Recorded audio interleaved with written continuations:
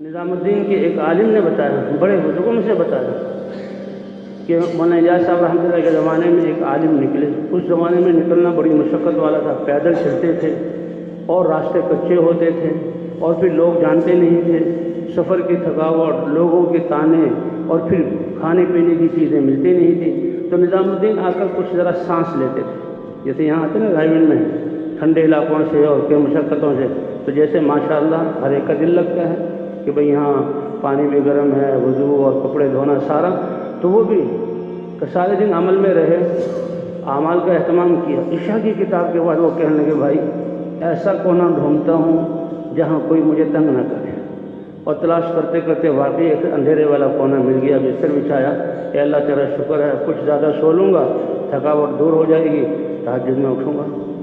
کہ ابھی آدھی رات نہیں گزری تھی کہ کسی کے رونے کی آواز نے مجھے اٹھا دیا، کسی کے رونے کی آواز نے مجھے اٹھا دیا، وہ تو سسکیاں مار کے رو۔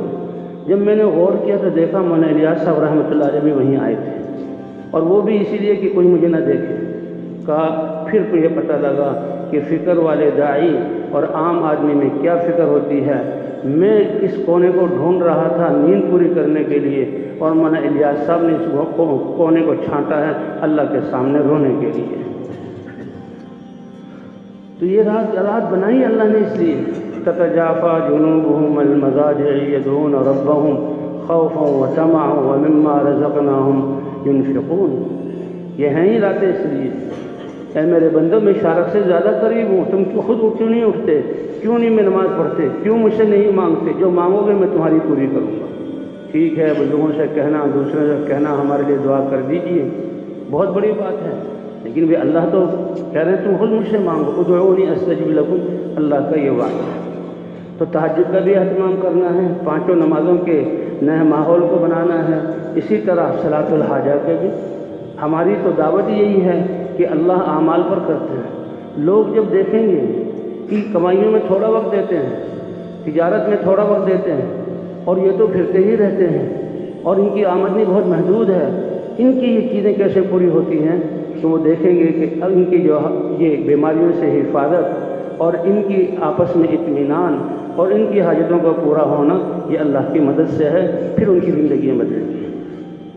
صحابہ کو زبانیں نہیں آتی تھیں، وہ تقریریں نہیں کرتے تھے، وہ دلائل سے نہیں سمجھاتے تھے، وہ تو چراغ لے یہ ہے سورج دیکھ لو، کونوا مثلنا، ہمارے جیسے ہو جاؤ۔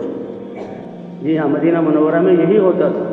قبائل جب مسلمان ہوتے تو جو صحابہ گن کو حکم ہوتا تھا قبائل کو مدینے لے کر آؤ، اور مدینے والوں کو حکم ہوتا تھا ان کا اکرام کرو اور ان کو دین سکھاؤ، اور ماحول کی وجہ سے وہ دین اتنی جلدی سیکھتے تھے، اس لیے کہ ہم تو ماحول نہیں ہے، گلا پھاڑ پھاڑ کر ثابت کرنا چاہتے تھے۔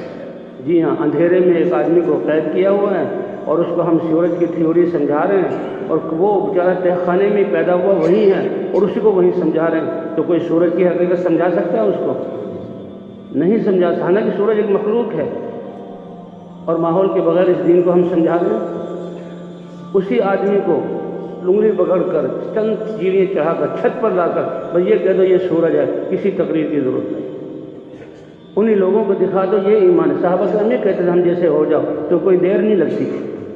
میں تعلیم کرا رہا تھا، تعلیم کراتے ہوئے تجوید کے لیے بٹھایا، 70-65 سالہ بوڑھا میرے طرف آیا اور میرے کان میں اس نے کوئی بات کی اور رونے لگا، اور کیا کہہ رہا تھا کہ مولوی صاحب 35-40 سال جماعتوں کو ڈنڈے مار کر اپنی مسجد سے نکالا ہے، جاؤ کافروں کو مسلمان کرو، اور رونے لگا، اور کہا اب اللہ نے 40 سال کے بعد مجھے توفیق دی، 2 مہینے لگ گئے، جب پہلی دفعہ میں تعلیم میں بیٹھا تو مجھے پتہ لگا کہ مجھے تو کلمہ نہیں آتا۔ میں نے کہا چاہتے کیا ہو، کچھ صورتیں یاد کرنا چاہتے ہو قرآن پر؟ کہ نہیں، کلمے کو درست کرنا چاہتا ہوں۔ کیسا ایکسرے ہے ہماری اور کیسے سیکھنے کا، شاید وہ اپنے علاقے میں کسی کو شرم کے مارے بتاتا بھی نہیں، اور آج اس ماحول کی وجہ سے وہ خود۔ پھر میں نے ایک عالم کو لیا بٹھایا، 10-15 منٹ عالم کے لگے، وہ کہنے لگے کہ ابھی بہت ضرورت ہے، کبھی پڑھائی نہیں کلمہ، دنیا کی باتیں رواں ہیں۔ تو بھئی اس لیے یہ تعلیم و تعلم اور فضائل کی تعلیم یہ بہت بڑی نعمت ہے۔